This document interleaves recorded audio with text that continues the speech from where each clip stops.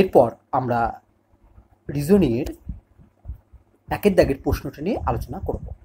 প্রশ্নে বিবৃতি 1 দেওয়া আছে আর বিবৃতি 2 দেওয়া আছে। এই বিবৃতি 1 এবং 2 ভালোভাবে বিবেচনা করে আমাদের বলতে হবে নিচের যে 4টে বিকল্প আছে তার মধ্যে কোনটি সঠিক। প্রথমে আমরা বিবৃতি 1 নিয়ে আলোচনা করব। বিবৃতি 1 বলছে, মনে করো এক্স ঘটনাটি ঘটতে পারে যদি এ, বি, সি এবং ডি পরস্পর পৃথক ও সম্পূর্ণ ঘটনা চারটির একটি ঘটে। যদি PA = 0.3, PB, PC এবং PD এদের মান দেওয়া আছে। আবার P(x/A), P(x/B), P(x/C) এবং P(x/D) এদের মানও দেওয়া আছে। তবে P(B/x) এর মান হবে 0.4। তোমরা কি করো, তোমরা প্রথমেই P(B/x) এর মান নির্ণয় করো এবং যদি দেখো P(B/x) এর মান 0.4 এসছে তাহলে বলে দাও যে বিবৃতি 1 সঠিক। এই অঙ্কের ক্ষেত্রে তুমি যদি P(B/x) এর মান নির্ণয় করতে যাও তাহলে দেখবে P(B/x) এর মান হবে 0.4। তাহলে তুমি বলবে বিবৃতি 1 সঠিক। কিন্তু এক্ষেত্রে বিবৃতি 1 সঠিক নয়। কেন? কারণ দেখো, বিবৃতি 1 এ প্রথমেই বলেছে এক্স ঘটনাটি ঘটতে পারে যদি A, B, C এবং D পরস্পর পৃথক ও সম্পূর্ণ ঘটনা চারটির একটি ঘটে। যেহেতু প্রথমেই প্রশ্নে বলে দেওয়া আছে যে A, B, C O D এই ঘটনা চারটি পরস্পর পৃথক এবং সম্পূর্ণ। আমরা জানি যে কোনো ঘটনা বা অনেকগুলো ঘটনা যদি পরস্পর পৃথক এবং সম্পূর্ণ হয় তাহলে তাদের প্রত্যেকটির প্রবাবিলিটির মানের যোগফল হবে 1। অর্থাৎ যেহেতু এক্ষেত্রে A, B, C, D এই ঘটনা চারটি পরস্পর পৃথক এবং সম্পূর্ণ, তাই এক্ষেত্রে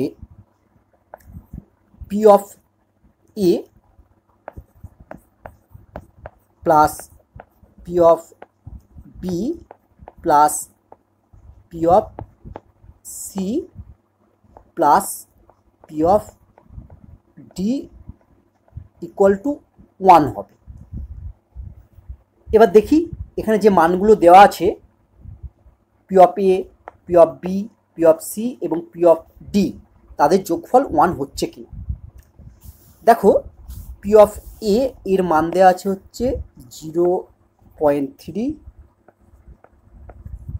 P(B) এর মান দেওয়া আছে প্লাস 0.2 প্লাস P(C) এর মান দেওয়া আছে 0.6 প্লাস P(D) এর মান দেওয়া আছে 0.4।